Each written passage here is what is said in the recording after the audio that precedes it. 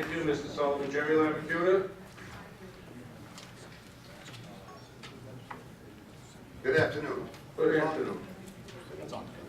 I'd like to start off first by clearing up something, Mr. Schmidt. You made a declaration that in the agreement that was signed between CSEA, myself, and County Executive Mangano, that if NIFA were to be activated, the deal was null and void. In fact, the language says it would be the CSEA options if the county executive loses control of the finances of this county. That's not the wording that we got. That's not the wording that's in the agreement we signed. That's the wording that I have on it. And in fact, I spoke to you that night when we discussed the deal, and I said, "Are you on board with this? Did you read it?" And you said to me exactly, and we'll, if you want to do verbatim, you said it doesn't cost the county any money, it saves the taxpayers some money, I'm all for it. Right. And yet you never got a chance to... And then I found out that there was 3.5% raises tacked on to the end. 7% raises cost the county money. Well, when I asked you if you read it, and you told me you did, I assumed you saw that. We were going in to be briefed, Mr. Laricchiuta, as you were coming out. Well, I wanted to So clear that up. how could we have read it or been briefed on it? Well, I just wanted to clear that one part up. You know, as we sit here, we have three proposed budgets that are basically out there right now. One is the one that was delivered by Mr. Mangano, and that's been spoken about quite a bit. We understand there's going to be amendments to that. We have amendments from both the Republican majority and the Democratic minority. And there is stark contrast in both. One, the Republican majority's amended budget is an attack, once again, on the very people that work here. It calls for $51 million in layoffs, in addition to $80 more million in concessions. In addition to the fact that we remain frozen in step in wages for 4 more years. When you say we wanted NIFA in the room, we did. And when we met NIFA, we learned for the first time that they have no plans on leaving in 2012, despite if this budget is balanced or not. That was a big determination in how we had to perceive that conversation. Basically, we walked out of there and said, regardless of what we do, we're frozen for 4 more years. So I have to go back and tell my members that are stuck at $19,000 a year that no matter what happens here, if we are able to come to an agreement, you'll be stuck at $19,000 a year for at least 4 years, because NIFA's not leaving until 2015. That kind of put a crimp in the whole "we like NIFA in the room" deal. Well, because Mr. Schmidt, that once again, you know, I don't know what happened. I'm a Republican, as I've said many times. Part of the party, I was a committeeman for 16 years. But I got to tell you, the Republicans that I met and became friends with 20-somewhat years ago are not the same Republicans I'm staring at right now on the left side of this room. Because these Republicans have decided to take the national agenda and attack the very workforce, day after day after day.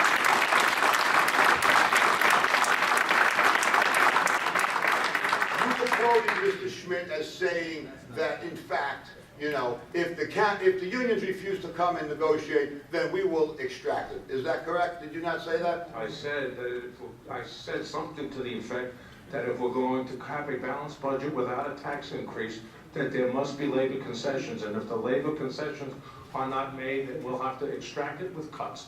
Yes, that's what we have to do. Illegal We're cuts. not raising taxes. Illegal cuts that were not negotiated, and which is one of the reasons why I believe that law was pulled, because eventually brighter minds availed and said, listen, this law that we were going to pass is just not going to work because it's illegal. Now, that being said... That I find this amazing. You know, the county executive proposed that law. It's sitting on my desk. I did not put it on in front of this legislature. I didn't do that. I didn't put it in front of this legislature. We sought another way. And yet, you blame me. That's fine. I'll take that blame. We'll find another way. We're going to have a balanced budget without a tax increase. That's what's going to happen here. It's going to happen. Oh, by the way, I should let everybody know that it's going to happen on Sunday at 7 o'clock. Make sure you're here. because that's when we're gonna adopt the amendments, and that's where I vote on the amendments, and that's when we're gonna adopt the budget. And the reason we're doing it on Sunday is because the 7-day rule that's in the county charter has been thrown about, that the amendments haven't been here for 7 days. They were all filed, Democrat and Republican, on Sunday. So 7 days is Sunday coming up, and that's when we're gonna do it. And we'll be here Sunday, absolutely, we'll be here Sunday. And, but I understand there's another proposal that came from the Democratic side that offered a balanced budget. I don't believe there was a tax increase in that proposal, and in fact calls for no layoffs, so that the services to the county residents will remain as they are, which are already substandard in many areas, okay? And yet, it calls for $44 million in labor concessions, which, although that's a big number, I think with 5 unions getting together, at least we have a chance. It's something that might be attainable. When you're asking for $51 million in layoffs, you're going to cripple this county. It's almost there now. There'll be basically not one single department that'll be able to fulfill its obligations to the residents. So what this majority is doing is putting a stranglehold on the residents, not just the unions. You're crippling us both. And if this continues, Nassau County will be the highest tax county and the least desirable place to live. And because of your decisions, our home values will decrease even further, and Nassau County is going to be destroyed. We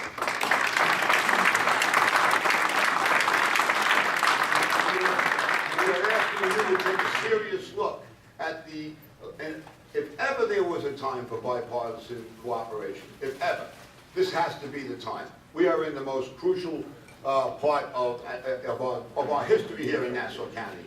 And we need you to take a serious look at the other amendments coming from the Democrats, which in fact call for no layoffs, no cuts in services, no tax increase, and yet it balances the budget because it allows us to use some of the rainy day fund that you say will make our bond ratings cripple or plunge, as you said.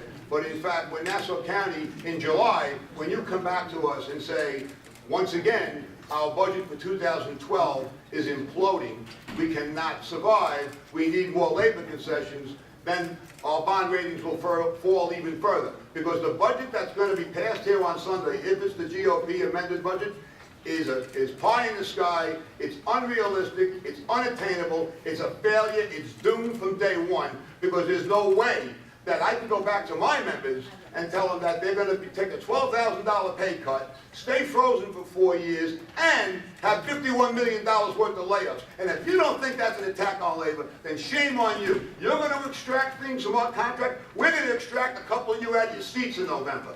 We've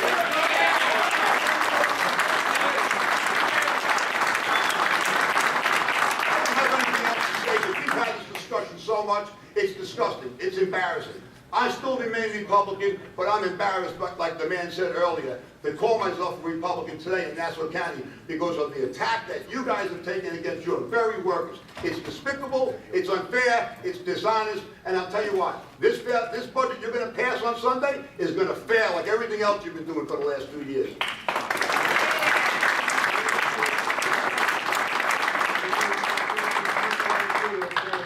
Where is your counteroffer? Have you talked to the administration? We have spoken to Mr. Mangano a number of times, at least 6 or 7 times. We indicated to him we didn't know NIPA was sticking around for 4 years. We thought if we were part of the solution and the budget was balanced, NIPA would say, hey guys, the county did a good job, labor did a good job, everyone shared sacrifices, therefore we're on our way. We learned that night that no matter what we do, no matter how many people go on unemployment, NIPA is sticking around for 4 more years. How do I go back to my members now and tell them that you're going to be stuck in that step, stuck in the wage freeze, and I'm going to make concessions for $50 million? It's impossible. It is my understanding that the wage freeze counts towards the... No disrespect intended, it does not. Okay.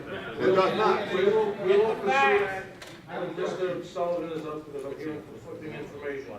The point of the matter is that, you know, for all of you, you come down here and you're telling us what's unattainable and what the number is and what's. Well, do you think it's attainable? Do you really think that I can tell a $19,000 a year employee can take a $12,000 pay? Honestly, you think that's I attainable? don't think that's an attainable number, no. But I Okay, don't know well, if that's what they want. But I don't know if that's the number, and I don't know if you've sat down